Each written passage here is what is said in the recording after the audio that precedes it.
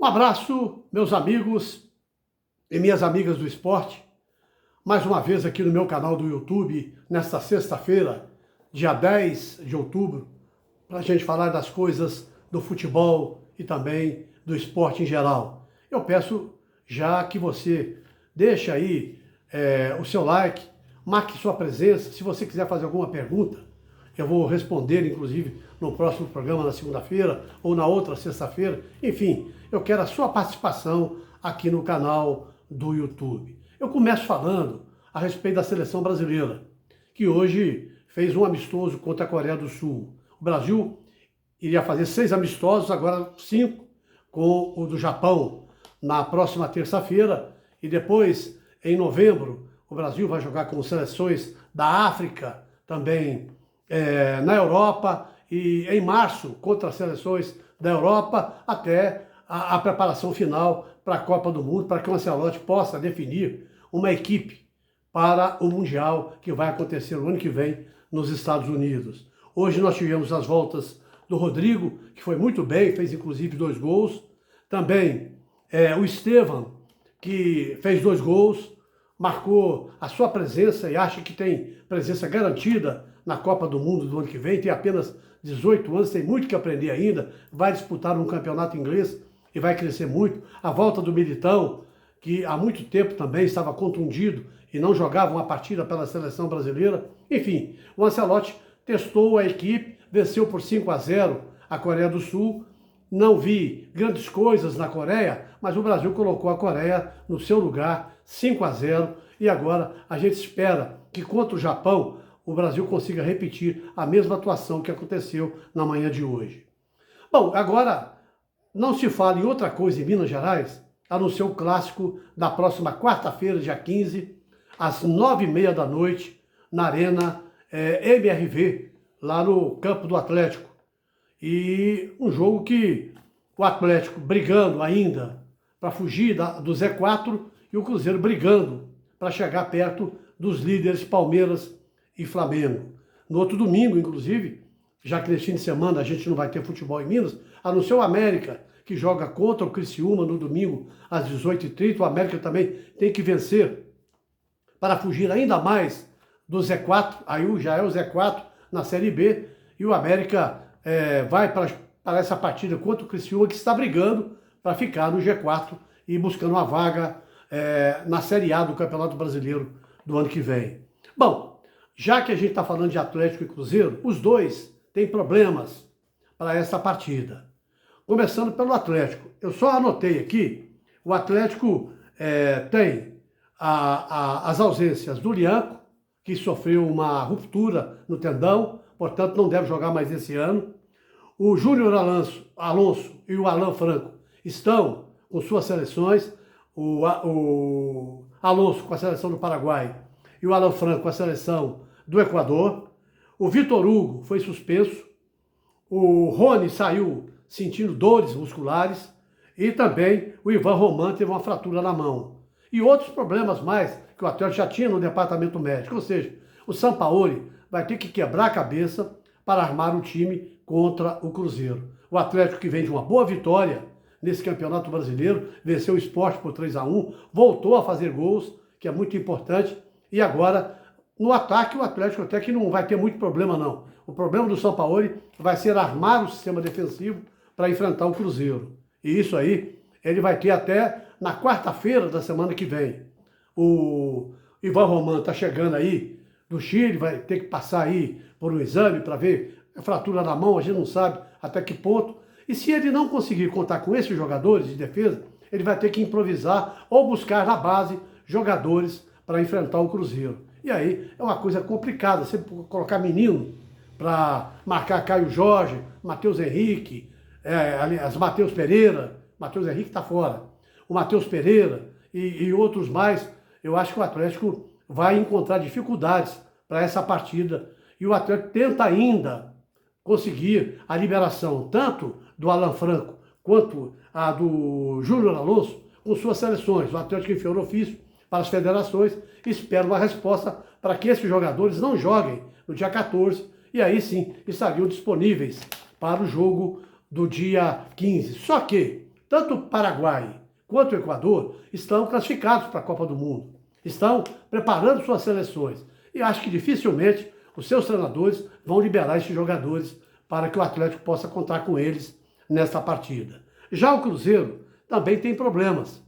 O Fabrício Bruno está na seleção, é sem dúvida alguma uma ausência muito importante no time do Cruzeiro. Fabrício Bruno, que inclusive na última partida fez gols contra o Atlético. E agora também tem o problema do Wanderson, que é um jogador muito importante no time do Cruzeiro. Ele está naquela fase de departamento médico e campo. E tem até quarta-feira para se recuperar. Também o Sinisterra, também problema na coxa. É outro problema para o Cruzeiro. Além, é claro, que o Cruzeiro vai poder contar com o Jonathan Jesus. Para mim, ele vem de uma recuperação, ficou muito tempo parado também. Tem o João Marcelo também, que ficou muito tempo parado. São dois jogadores que não inspiram ainda aquela confiança que o torcedor do Cruzeiro quer, ou seja, aquele jogador que entra em campo 100% fisicamente para pegar um ataque que tem Hulk e que tem outros jogadores mais do time do Atlético. Mas fica aí a expectativa e a gente tem muito ainda para falar desse Atlético e Cruzeiro do dia 15, às 9h30 da noite, na Arena MRV. E hoje eu vou contar uma historinha para vocês. Eu vou lembrar do ano de 1981.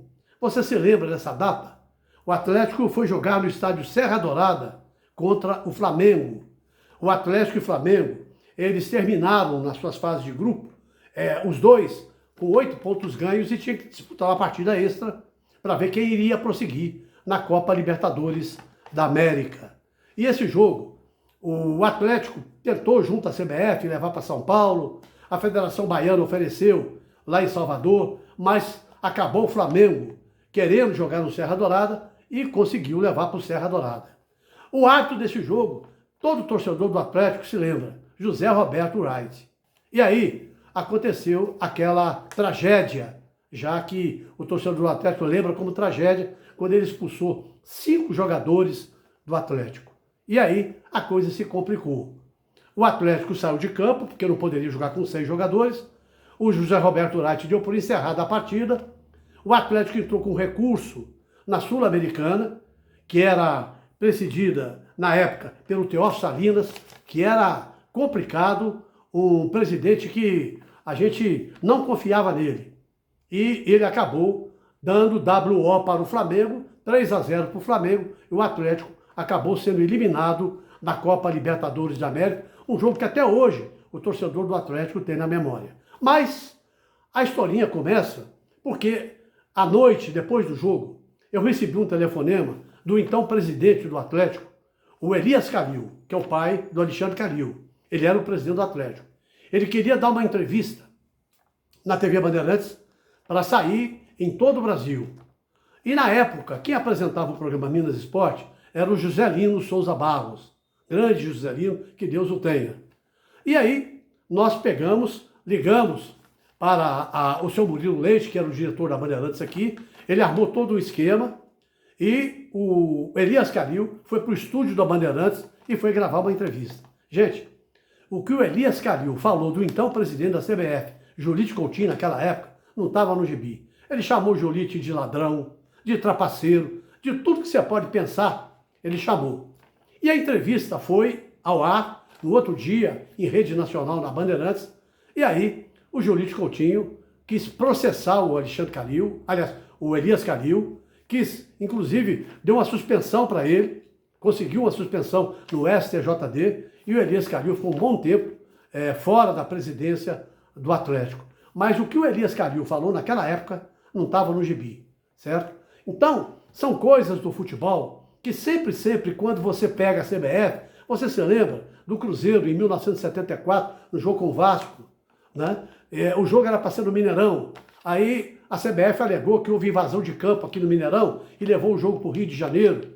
E o Vasco acabou vencendo o Cruzeiro, com Armando Marques apitando, anulando um gol do Cruzeiro, o gol do empate que daria o título para o Cruzeiro. E até hoje ninguém consegue explicar. E eu me lembro daquele lance, porque eu estava no Maracanã, porque o Armando Marques, o Palinha, o antigo Palinha, me disse depois, a gente conversava sempre quando ele veio para o Atlético, quando ele veio jogar aqui em Minas, e ele me disse que o Armando Marques chegou a falar para ele, falou assim, olha, não adianta você cair que eu não vou marcar nenhuma falta para o Cruzeiro. E na cobrança de escanteio, que o Nelinho bateu, o Zé Carlos fez o gol, eu nunca vi marcar impedimento de escanteio. E o Armando Marques marcou impedimento de escanteio. Então, são coisas da CBF que a gente há muito tempo vem falando que tudo que é do Rio de Janeiro ou de São Paulo, as coisas são favoráveis, principalmente quando se trata de Atlético e Cruzeiro. Portanto, são essas a minha participação, ou as minhas notícias nesta sexta-feira.